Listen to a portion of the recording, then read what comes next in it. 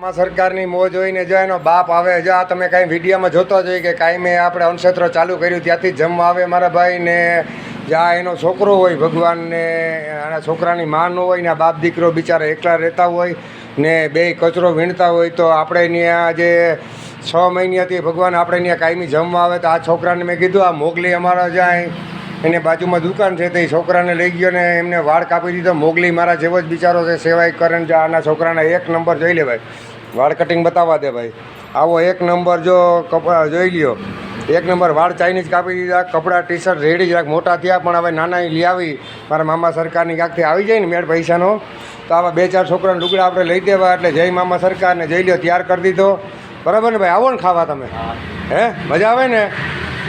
જો એને છોકરાને તૈયાર કરી દીધો. કે આ તો બિચારો શું છે કે મા વગરનો હોય તો દુઃખી હોય, તો આવા માણસોને